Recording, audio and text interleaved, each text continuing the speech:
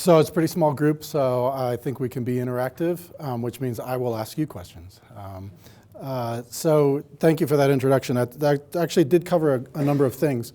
I am a practicing architect, and I want to make a very small point about that just at the beginning, and as a prelude to the research work. I did my undergraduate work at MIT, and then did a Master of Architecture at Princeton and graduate studies at Columbia, and been a practicing architect, as John said, but very much with a foot in the research world now for the last 12 years, really. I'm most interested in doing work that's going to have impact. So that's why I'm presenting the urban metabolism work today. Urban metabolism, what is that? Before I get to that. So as a practicing architect, this is one of, my wife and I have a firm, we've had it for about 10 years. And as a practicing architect, it's very clear to me that there are some very, very low-tech, very sensical solutions to a low-energy built environment. This is a building, pretty small building, 1,800 square feet, full concrete basement, which acts as a thermal sink for the building. It's essentially a passive house, but it's not under the passive house guidelines, but essentially does not need any heating or cooling. This is in the Hudson Valley, so it gets quite cold and quite hot. There's another building, which is an addition to a Victorian, and acts as a heat exchanger really for the entire building. And again, the full concrete basement that acts as a heat sink in the summer, that can be closed off and provides natural ventilation for the rest of the building. The point I'm making, the point I want to start out with is that there are some very straightforward solutions to some very, very ambitious aspirations that we have. And that is a sustainable, or what the phrase I prefer using is resource efficient built environment. This is another project in which the configuration of the building and the roof itself lent itself to the best solar heat gains in the winter and the best shading from solar heat gains again in the summer. And that's one part of the work that I've done, that's practice. And the other part that I want to talk about is the beginning of the research work that I did at MIT that had everything to do with materials. So the first half of my career at MIT, I've been at MIT for 14 years almost. The first 6 years was in materials, new materials for buildings. We developed a number of different materials, one of which just recently is a cellular concrete, an aerated concrete. And there's a material already, which is aerated autoclave concrete, but it's very high in embodied energies. Anybody know that material? Ever seen that material? Foamed concrete. Very interesting material, but it's quite high in embodied energy. And our interest was to develop a foamed concrete or a cellular concrete at room temperature, and we did that. And there's some very good biological analogs to foamed or cellular structures and materials. But the more important point is there are better analogs that show variable density in that cellular structure. So this section of bamboo you can see quite dense and less dense, and this bone fragment section that is often shown by architects where you can see very clearly there's a variable density. So we set out to make a concrete that was variably dense. And so we had a number of different techniques to do that, and actually did get, without mechanical, this is partly using a centrifuge to change the density, but we actually ended up with a concrete that is variably dense just by pouring it. You pour it into a cast, and it establishes a variable density. Okay. That is all in prelude to what I really want to talk about today, and that is the urban metabolism work. The reason I show that work is because it became very clear to me as an architect that designers make huge decisions. They make decisions that have huge consequences in terms of material flows. So the material throughput of society that you can directly attribute to construction is about 70%, 60 to 70% of all materials that flow through society are related to construction. Okay, so designers, engineers included, how many engineers in the room, or engineering students? How many architecture students? Okay, you and me. Okay? So the designers make decisions that are within a context of resource flows. And it's rare that that designer really understands the full consequences of the resource flows that they are setting in motion when they make design decisions. So as an architect, I'm very interested in that idea, and I'll return to it right at the end of the presentation. How do you educate designers who are making decisions with an informed sense of the resource consequences? Not just the energy, but the whole material flow. And then second, the materials work that I was doing is all individual materials for high performance buildings. And the question I asked and my group asked ourselves was, what are the real consequences of developing resource efficient materials at the society level, at a much greater scale? So that's where urban metabolism comes in. So there are 6 pieces to this presentation. I've got 78 slides or something like that. I tend to move through them pretty quickly, so I do want to spend just 45 minutes on the talk. The first is the context of the urban world. We'll talk a little bit about the motivation behind the work that we're doing. Urban metabolism, I'll introduce that as the framework for the work I'm going to show today. Then talk about 2 main projects. Urban morphology, so how do you link urban form to resource flows? And then the second project is, do we have city types? Are there cities that are like one another? Can we derive a typology of cities based on their urban resource consumption? So that'll be the second big project. I'll talk a little bit about urban technologies. And then the last piece is just a little bit about education, and I'll talk about a project that I've been involved in for the last 4 years in Singapore. Okay, first part. So the urban world, maybe some of you know this. So do you take urban planning classes? Anybody take planning or urban? Yeah, to some extent. Okay, so maybe you know some of this. The increase in urban population in the 20th century and continuing now is just unprecedented. It's wild. Well, I'll get to that.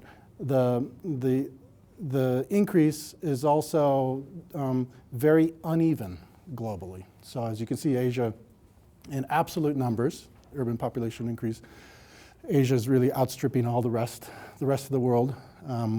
And again, this partly came out of thinking about construction, where in 2005, half the construction in the world was in China. We already knew that, and it's pretty much continuing since then. And then some significant upticks in urban population in Africa, especially in the poorest part of the world. So an example I like to show is, this is a fishing village in southeast coast of China in 1982, I believe. Around then it was designated a special economic zone. And the population back then, estimates, because it was hard to come by numbers, hard numbers, but estimates were 20 to 30,000. And that is that place today. Same exact place. It's Shenzhen. Anybody ever been there? Anybody from there? Yeah? 14 million in the amount of time in that. There's never been that kind of urbanization in human history. It's unbelievable. But the more important story, because that looks kind of like a nice city, right? Looks pretty well developed, nice sunny day. The reality is that in the next 30 years, we're going to be adding the same number of people who live in cities today again. So about 3.2 billion live in cities today. We're adding about 3.2, 3.4 in the next 30 years to cities. China alone is going to add 250 million in the next 15 years or 10 years. And 90% of that urbanization or increase in urban population is happening in the developing world. So this is actually more the character of urbanization than the Shenzhen model. Now, I think a number of you might know that. It's a pretty well-known figure that in around 2008, we went from primarily rural population in the world to primarily urban. So 50%, now it's I think something like 54%, 55%. And that is scheduled, predicted, plus or minus, to hit something like 65% sometime in the next 25 years. There's good evidence that shows that once we hit 65%, some places will de-urbanize, and so steady state will be somewhere around 65 or so percent, which means, again, like I said before, we're adding 3 billion people to cities. What's not as well known, and this is what the whole motivation behind what I wanted to do in urban metabolism, is say, what are the resource consequences of this, really? I mean, what does this mean in terms of material, energy, everything else?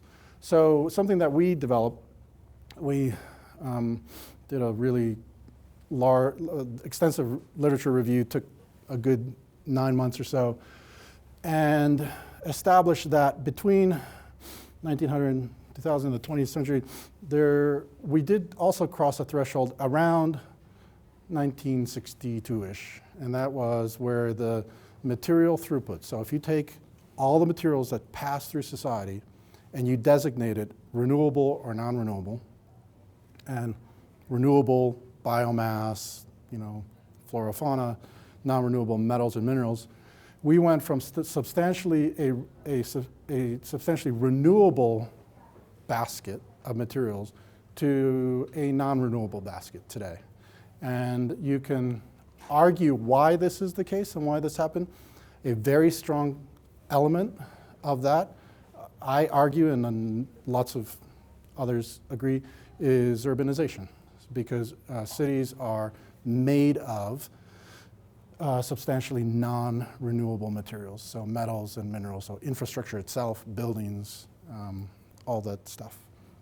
So I wanted to really look at, well, what does this really mean if we're going to be adding a huge number of new city residents?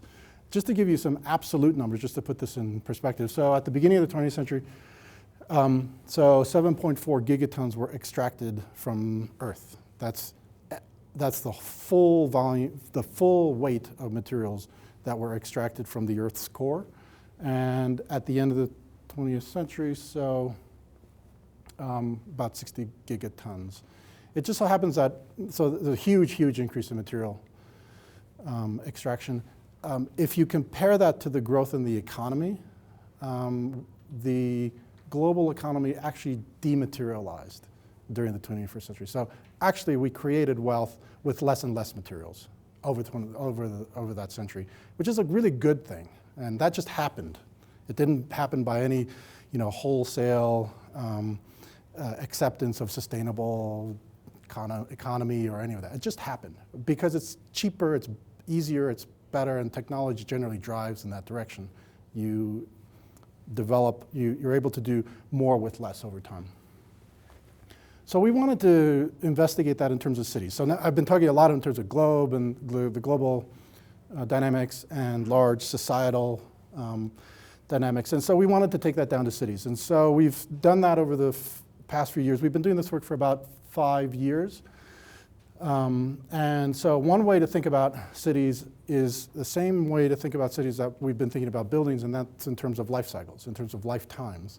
And what are the characteristic stages of the life of the city? And this is quite an old diagram from 2007, but I've got a couple papers where we show that this actually is happening, where there are 3 stages in urbanization. And maybe a lot of it's kind of common sense, but the first stage is rapid urbanization, or the founding of the city and the building of it, and so huge material input, and then the associated energy increase as more people move to the city and expands. Then there's a second stage, which is a stabilizing stage, where the physical extent of the city and the population stabilize, plateau, and the material input still non-zero, but it can plateau. It plateaus and then it goes down. So the example I like to give is, for example, central Paris, which developed, redeveloped, destroyed. But right now, it's the way it's going to be for the next few hundred years. You're not going to see skyscrapers in the middle of Paris, right? So, and the population is pretty much stable. It's actually depopulated, like a lot of the wealthier city centers. They've depopulated, unfortunately. But so the population is fairly stable, which means that the material input, the actual amount of material that's put into that space, is decreasing over time. And then the third stage is incremental densification, and that's where the city just sort of fills in the gaps. And so material, I've described mostly material here. And what happens with energy is different. Energy increases, and it increases through stabilizing. And the thing about this, the reason why this happens is energy continues to increase when material decreases, because if the city is healthy, and that's the assumption here, and the population is stable, the city is doing what it does best. Every city does one thing best, and that is create wealth, create affluence. So as you create affluence, energy consumption almost always increases. In fact, it always does increase. We're not finding any examples where it decreases, really. So energy increases, and maybe it doesn't plateau. I just want to add an addendum to that.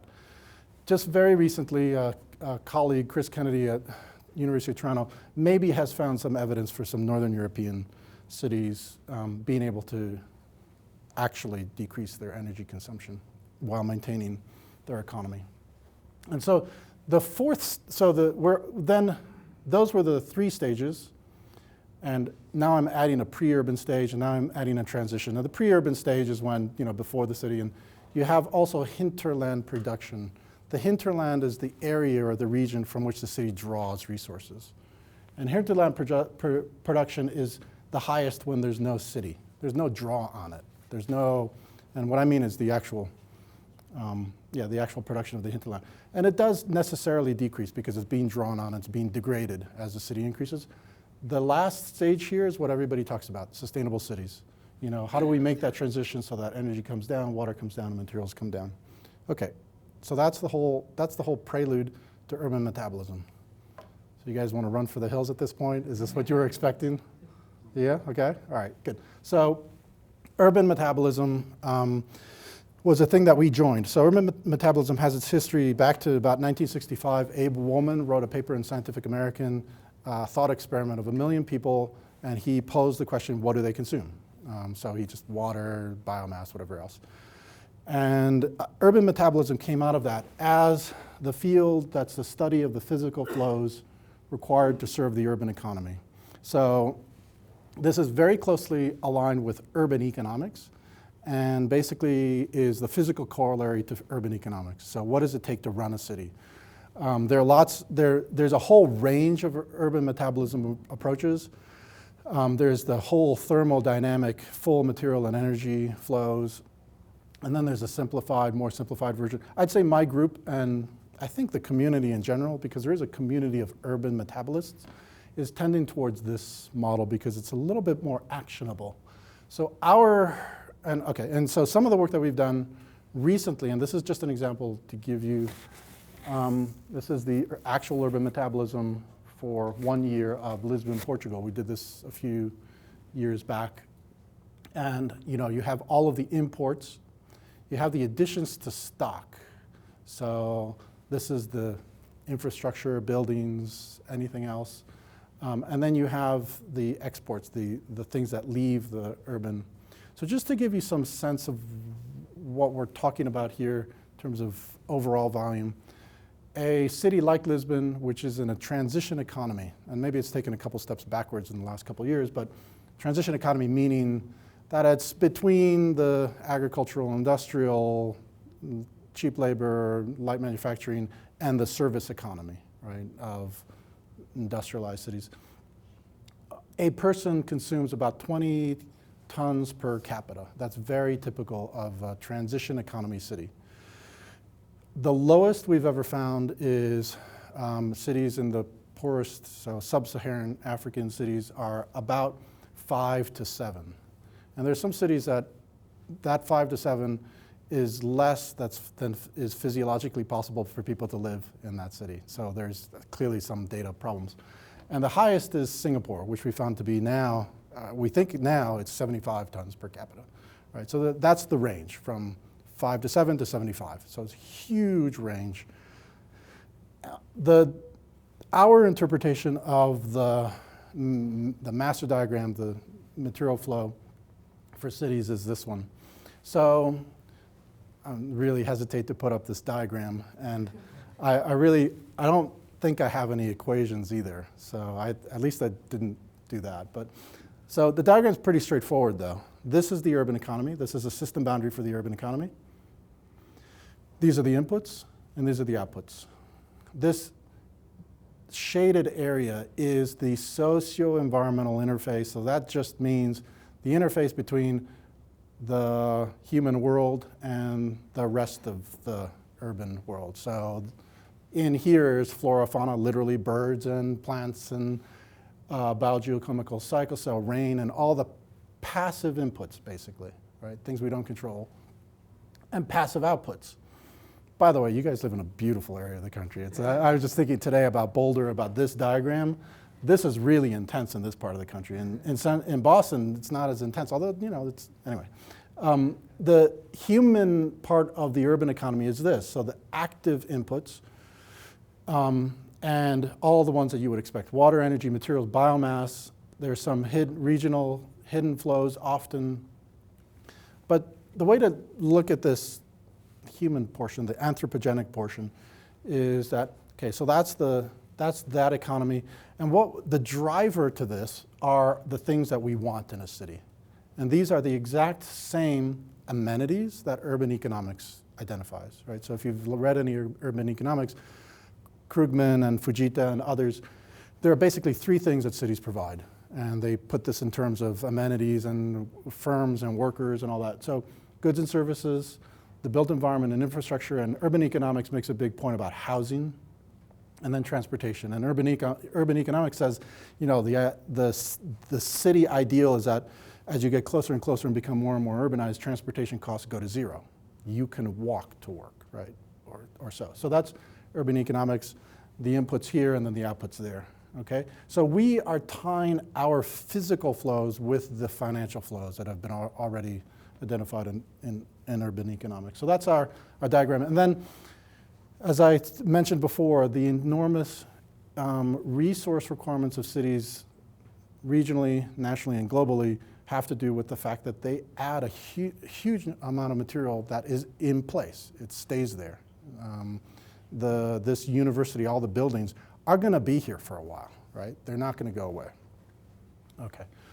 A couple of different ways in which we are approaching, or how we approached a comprehensive sense of the resource requirements of cities is to begin to map the different elements of the city, population density.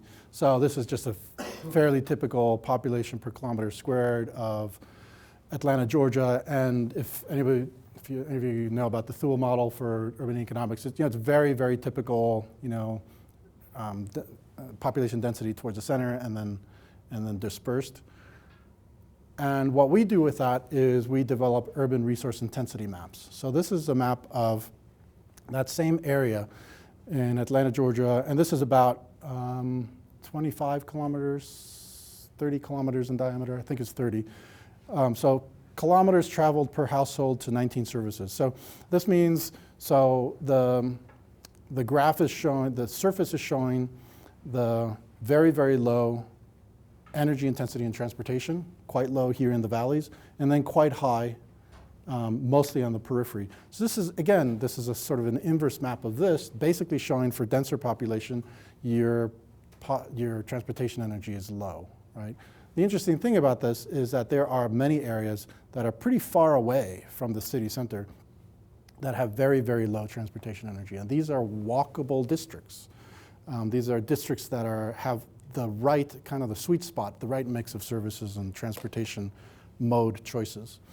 Okay, so that's partly what we do. The second thing that we do is a little bit more traditional, and that's the actual accounting for urban resources in one city. And so this, again, is taking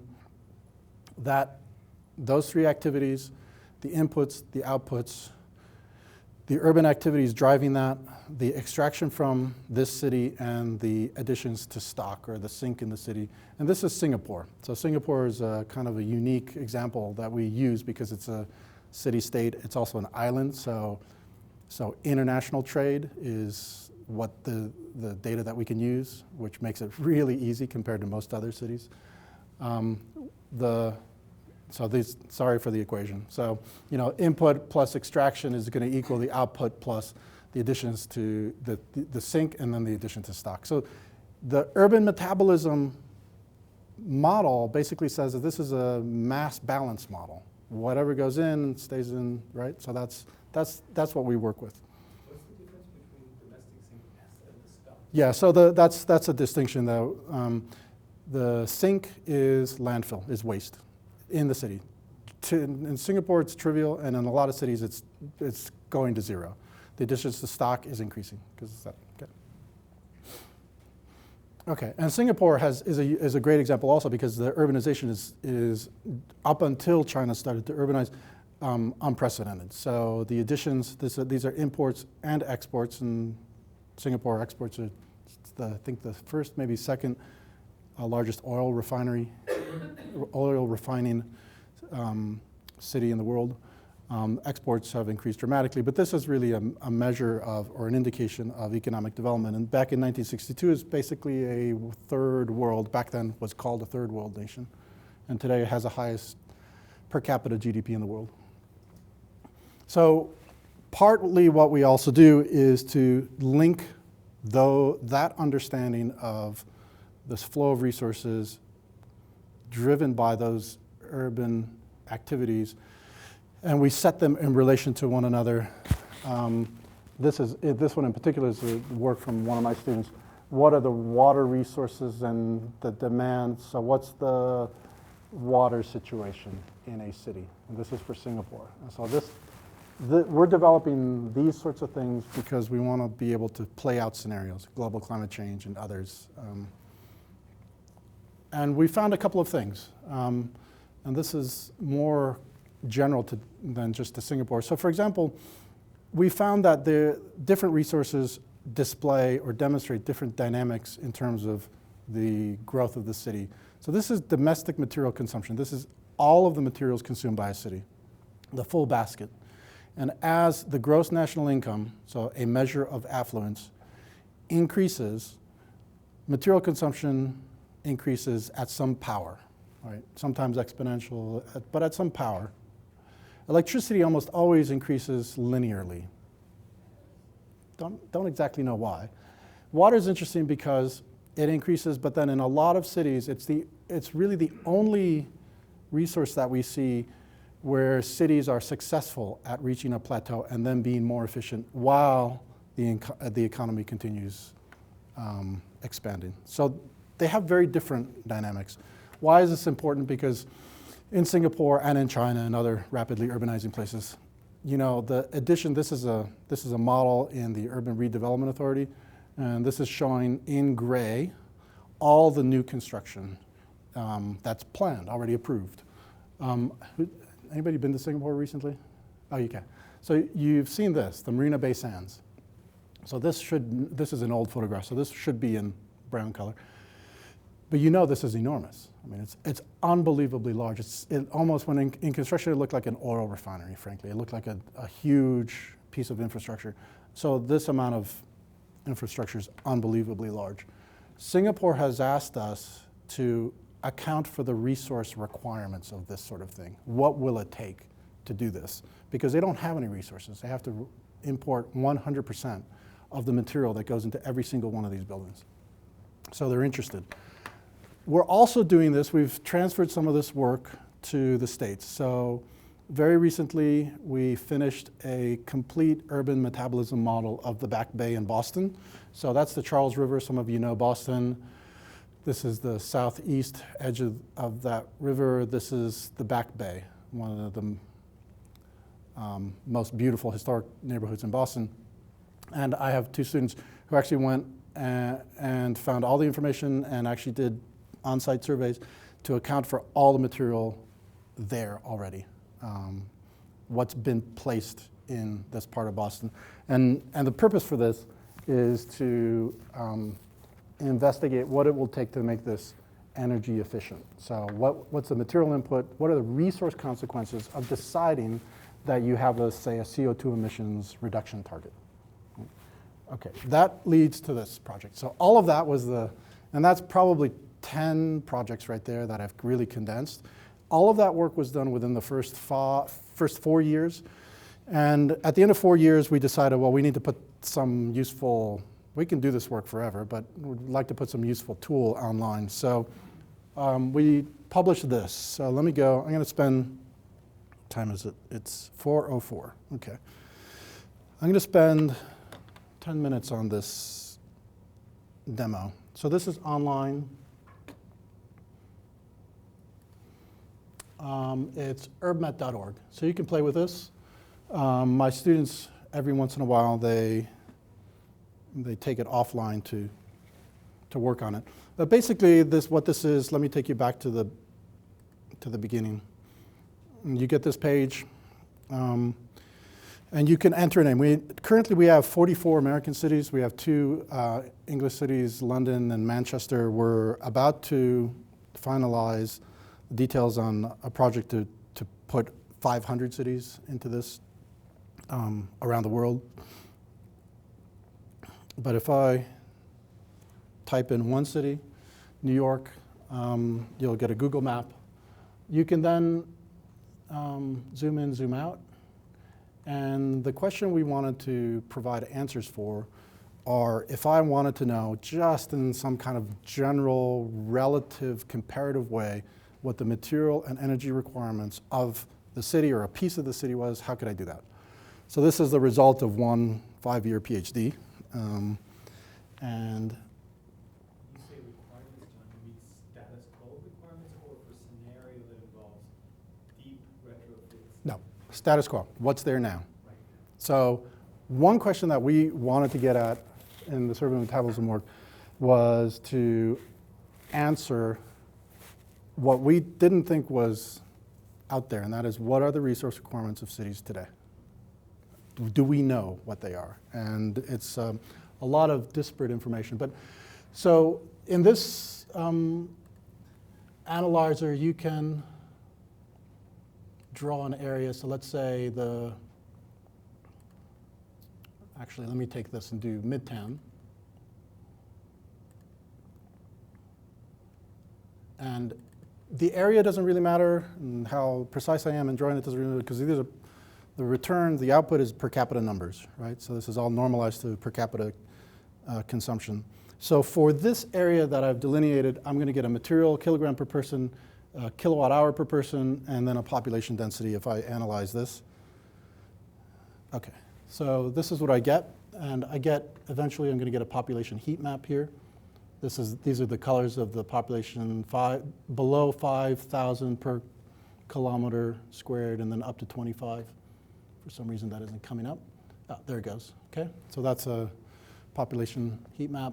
So for materials here, if you were living here, you would be responsible for, or the city would be providing you per capita about 60,000 kilograms in infrastructure and about 24,000 for buildings and in materials. And for energy, you'd be responsible for roughly 4,000 kilowatt hour in transportation, gas, and electricity. And the population density here is 18,000. So let's go a little bit further afield and say the West Village, which I believe somewhere in here. Well, let's draw a large area. So including okay. There. This granular population information is available. Census data. Yep. Is this inventory or Inventory. It's all in place. Yeah. Inventory. Okay. So now, so the use of this is not the absolute numbers, really, in my mind. The use of this is the comparison. So look at the comparison. So here I've got infrastructure of 5,000. I've got a bigger population, a more dense population. I've got much lower buildings and maybe less wide streets. Maybe there's more population per road network. And energy is also lower. So the point of this tool is to be able to go to different parts of a city, or even, so now let's go, oops, let's do that. Let's go to Harlem.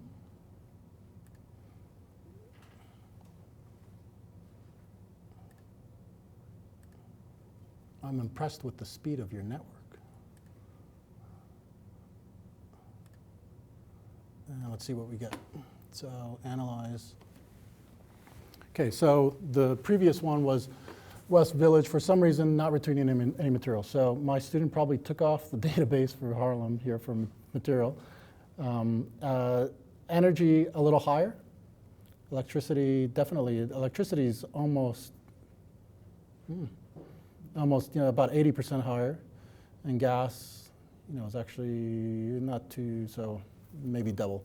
Population density is higher. So 42,000 per kilometer squared. That's a little unbelievable, but I think that is the right number. Okay, so this is one. So this is an output from our work. I tell you, when we produced this, we spent all this time doing this. I was skeptical that it was useful, and then I actually presented it at an American Planning Association conference, and there was a lot of interest. And I'll show you what we did then. Oh, actually, one quick thing I want to show you also is that you can generate a report. And this should come up pretty soon.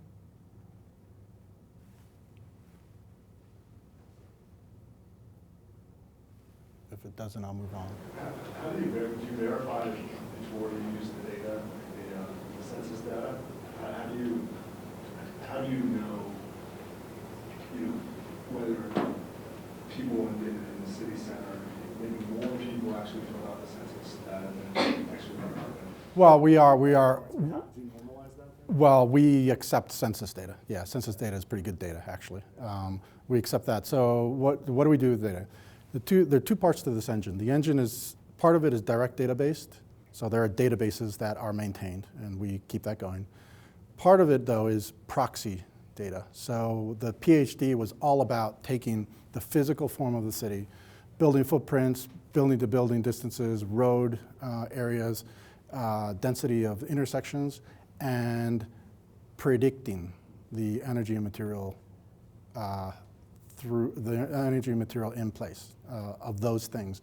And we did a lot of work to verify that that was correct. And we got within 10, so the error here is about 10% for all of that. So we now know, and I'll show you the typology work. I'm going a little bit slowly, but I'll show you the second big project I want to show you is a typology of cities. And now what we're doing is we know this city in New York is part of one type.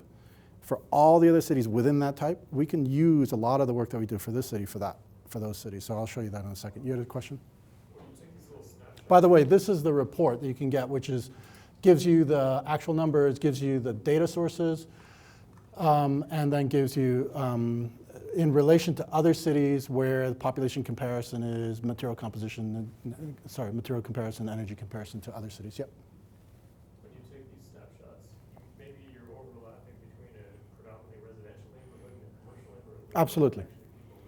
Yeah. So, so that's where we are right now with the tool. So we don't include the flux in population due to work, to commercial.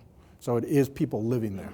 So right now the tool is, if you live there, this is your material and energy consequence, right? So the next phase of the tool will be to include commercial and other ways of looking at it. But right now that's what we got at. Yeah. Okay, so I'm going to go to, so that was a image of the report, and I just want to show you a little bit what we gathered some data. Sometimes I hesitate to show this because my student just went ahead and gathered this data from people who are using the tool. So this is where all the queries were coming from. This is just I think this was just in the first week. These are the actual outlines that people created of areas that they were interested. So there's a huge range there. And this is actually the next slide I want to show you, architect, engineer, and planner. And when I presented this, the planners were really, really interested because they said, there's nothing else that tells me intuitively, at least in a comparative way, how do different parts of the city compare in terms of their overall resource requirements. And the thing that we found, which was really interesting, the area of inquiry was kind of bimodal. There was a pretty fine resolution, pretty small, this is kilometers squared, and then pretty large. People were looking at 30 kilometers square areas not a lot in between and not anything above that. And again, we mapped some of those areas. Okay, I'm gonna have to move a little faster. Oh, actually, I did want to say one thing. So the person who, with me, over 5 years developed this tool is David Quinn. Daniel Wiesman also helped him. And they actually developed this tool. It's not, we were thrilled to find that there's a market for this sort of thing. They opened up a company called Co-Urbanize. What they do is they offer urban data acquisition, processing, and representation to different stakeholders. They have community boards and developers are the two main clients. They have one non-paying client, which is the city of Boston, that wanted pro bono work from a spinoff, which is kind of a weird idea, but they're actually doing pretty well so far. So it's kind of an interesting new model for urban consultancy. Okay, the second big project, which I have about 5 minutes to tell you about, is urban typologies. Okay, so the basic question we wanted to ask is, of the thousands of cities out there, if I were to map their urban resource consumption, how intensively do they consume energy, water, materials, biomass, whatever? Would they group into clusters, or is it a smooth gradient between the smallest and the largest? That's the basic question. Okay, there are other typologies that we know of, but we found that there hasn't been so far a typology based on the urban resource consumption. So it seemed like new territory. Just an image on one of those typologies, global cities. Saskia Sassen made her career on this. And the idea was we're tracking consumption. It's a purely statistical analysis.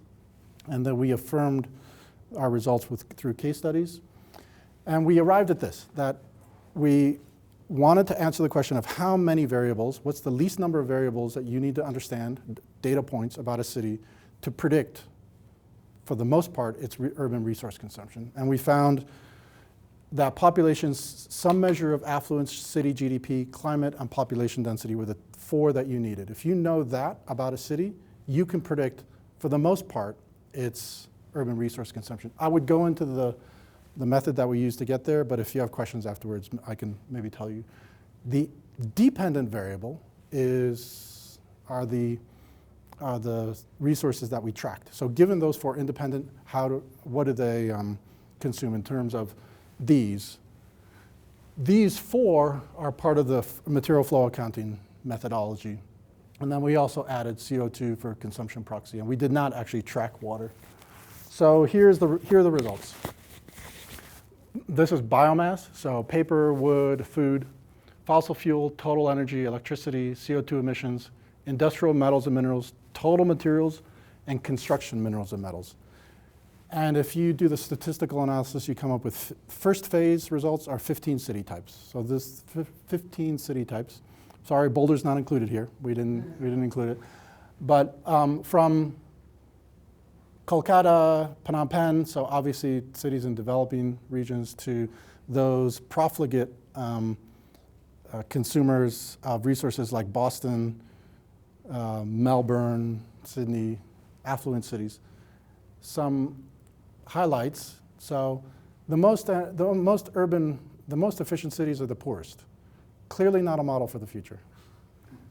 The middle range is interesting because you get some things like electricity consumption is very low. You get mid-range consumption for all other materials.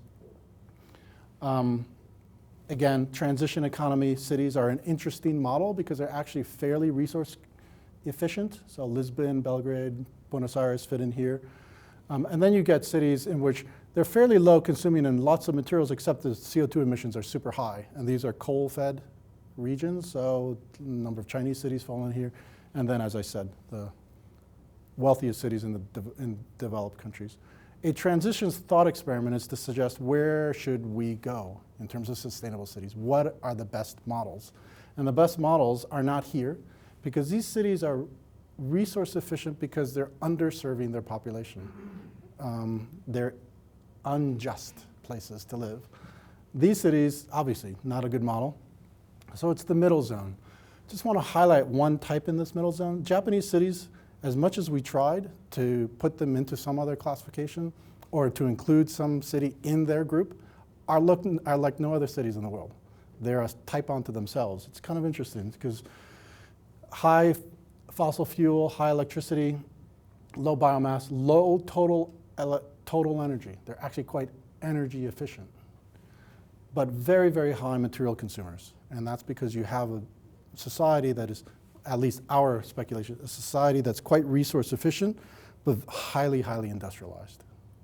Okay, so sorry for the graphics here, but that's the goal is to bring these cities up, to bring these cities down, and the ultimate goal is to bring that middle zone down. Okay, so some key publications. This work has already been adopted by the UN, much to my anxiety. I just came out with a book, Sustainable Urban Metabolism, if you want to know more, and I've got another book coming out.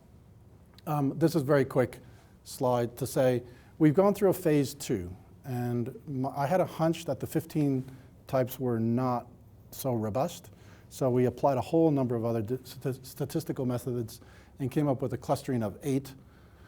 The Japanese cities still are onto themselves as a group, but a number of these groupings make a lot more sense than they did before.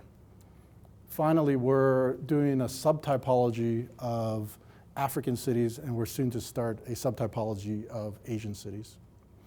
Okay, I think what I'm going to do is leave it there. Well, actually, let me just say a word about, we've done some work in, given all of that, what do you do? Right, so there's been a lot of talk about urban technologies or new ways of doing things. So we've developed this whole report on alternative urban technologies. We've developed a few of our own recently, including some design here. And then last thing that I'll say is, last piece of this, just the last couple of slides. So I mentioned that I wanted to talk a little bit about education. The main point I want to make is that all of the work that we've done is centered on the idea that design, as I started the talk, design decisions need to be placed in a more informed context for resource consequences. That's the point. We are absolutely not educating our designers today to be able to do that, even though there's life cycle, there's energy modeling and all that, but we've got a long way to go.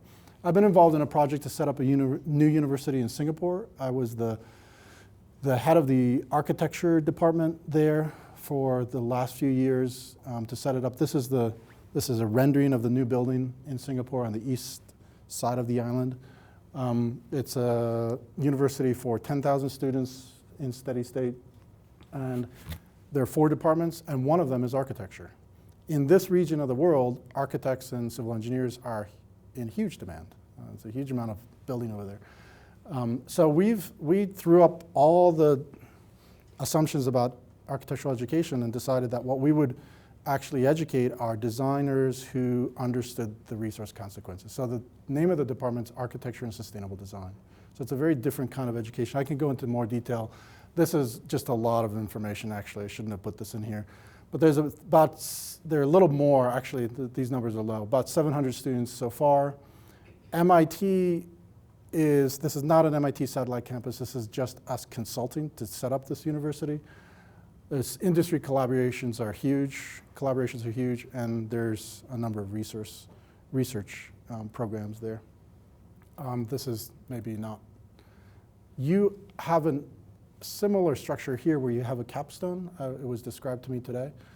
The other thing that we did was there's at the beginning, right at the beginning of this is undergraduate curriculum, all students take an introduction to design class. So all the engineers and architects all learn about design and different methodologies in design. So the capstone becomes another version of that in the end. And basically it's all about designing with resources in mind. How do you, at the same time that you're designing, have a sense of what the resource flows are? Apologize for going so quickly in the last little bit. Thank you. Do you have any questions?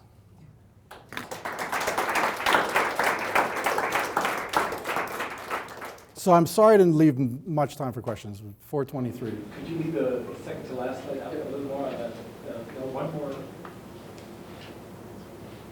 So I see you have dynamics, linear systems. Yeah. So all the students take all of this, including the architects, right?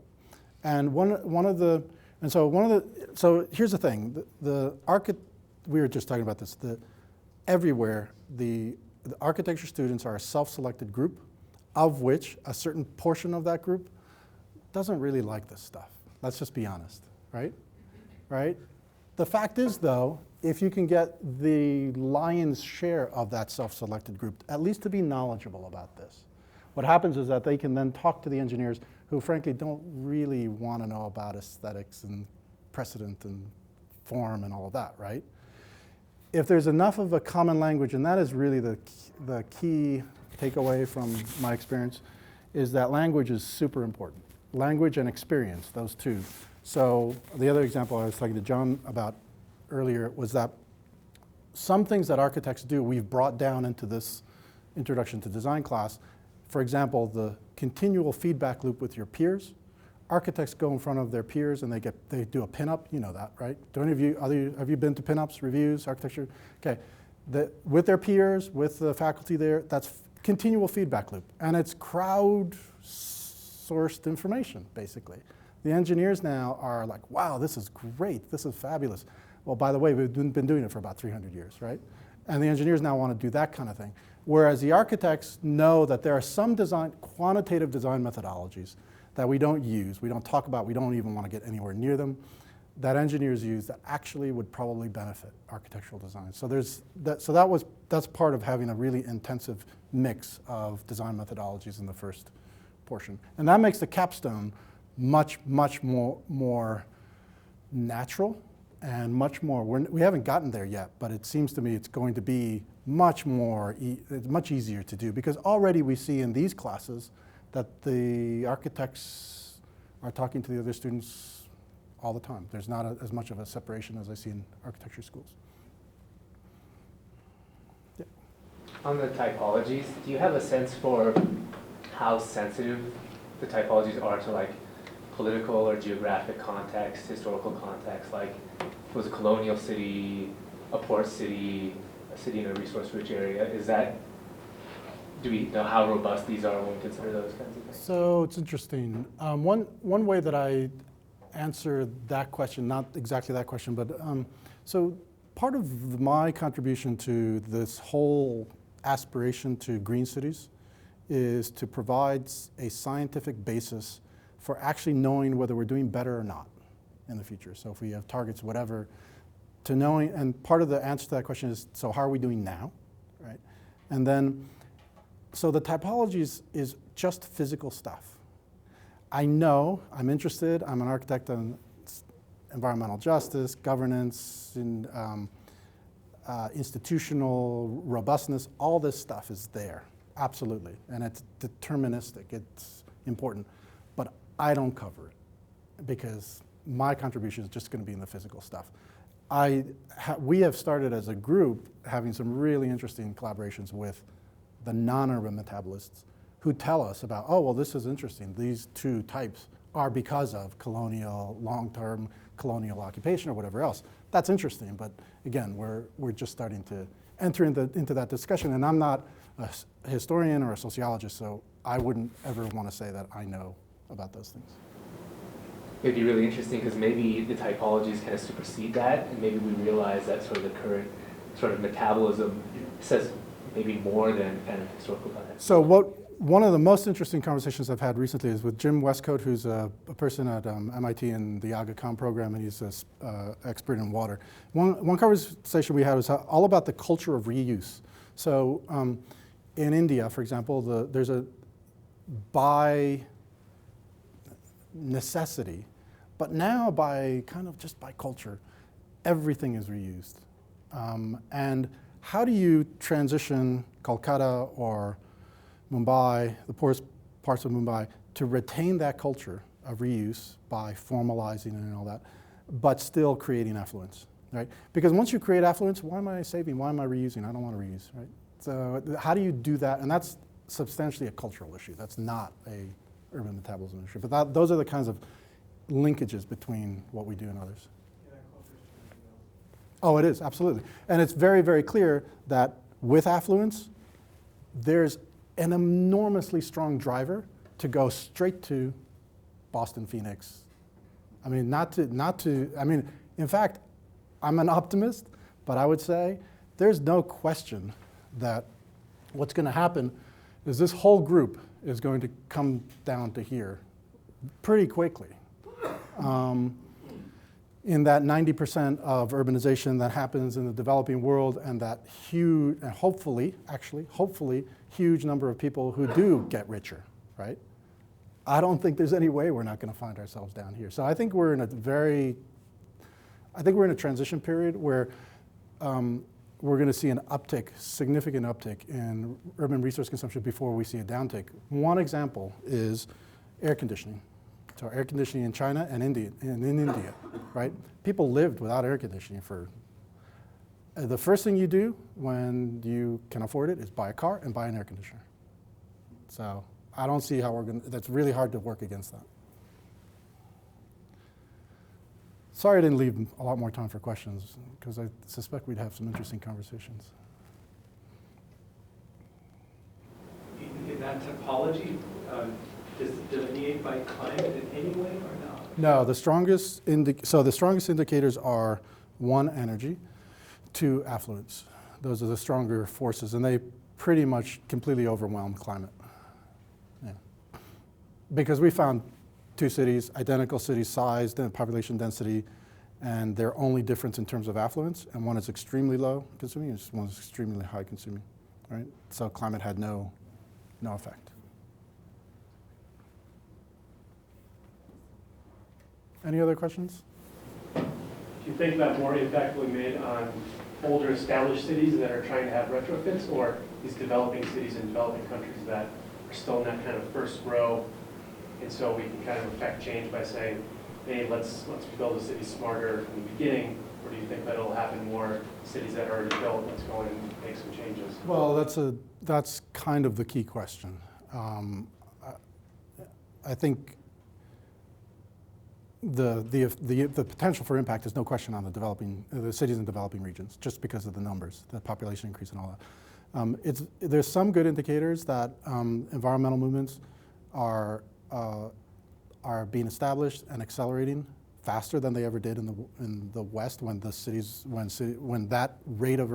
when urban populations were also increasing in terms of percentage numbers. We didn't see the same kind of percentage increase over time as we're seeing, so it's hard to compare. But there are some suggestions that maybe some leapfrog effects could happen. So, for example, again, in China, first thing, what's happened, a lot less people ride their bikes now in Beijing, right? It used to be, and it's possible that we've hit a plateau on that, and maybe because of pollution and congestion and all that, the introduction of bike share could happen in Beijing, whereas in New York City it would just recently happen. In Beijing, maybe it happens at a much earlier stage in its development. So that's a positive, optimistic view. Unfortunately, in terms of the larger numbers, I think we're headed for some pretty difficult times in some cities. The other thing to say about that is that I've painted this in terms of global resource consumption, but who cares about global resource consumption? Countries certainly don't. Countries care about their own, right? So some parts of the world may be really, really difficult for quite some time, and others will be just fine. So, Northern Europe will be great. In fact, global climate change might help out a little bit, right? So. Have you looked at, I don't know if I answered your question. No, it's good. Have you looked at the psychological and physical well-being of people who live in these cities? No, not at all. Not at all, no. Again, that's kind of outside of what I can do with my students, yeah. I'm curious what you think about urban decay. I'm looking at this and I'm thinking about Detroit. Yeah. What does Detroit look like? And then a theoretical limit in the future when we do hit that carrying capacity for resources, what happens to all these established outlines as they have to shrink down? So you'll see Detroit's right in here. And what we found was because it's shrinking, it's there. Per capita, you're sustaining a very widespread infrastructure for less and less people. So there's a guy, Brent Ryan, who does work at MIT on shrinking cities, And that's a huge challenge. What do you do? So, and that's, again, not so much a physical question as it is, that's a political, cultural, how do you tell people to condense and to move out of places? So but just to give you some sense of what we're thinking is, what we're thinking now is that in the alternative urban technologies, one major principle that runs through a lot of that work is decentralized urban infrastructure. So as opposed from having, the central core or some large plant or a couple of large plants that service a huge amount of the city, you basically are servicing by district, by city district. And already that's happening in a lot of places, heating districts, right, and heating and cooling districts, and transportation, walkable cities and all that. And so Brent seems to think that the idea of decentralized urban infrastructure and shrinking cities go together really, really nicely. The other piece to this is there's some work that shows that polycentric cities that are very widespread but have very distinct centers and essentially, sub-agglomerations within the larger, are really efficient. They're socially, economically, physically, they're actually kind of a sweet spot. And that's the Atlanta model was kind of like that. That started to show polycentric centers. And we know cities like that. Some parts of Los Angeles are like that. London's certainly like that, where you have neighborhoods within the city. Neighborhoods make up the city, and the neighborhoods are fairly self-contained. So that's kind of the direction I think things are going. All right, due to the time, I'm going to stop here. For those of you who have questions, and we'll come to talk to John after the seminar. Okay, let's thank Professor Fernandez one more time. Thank you.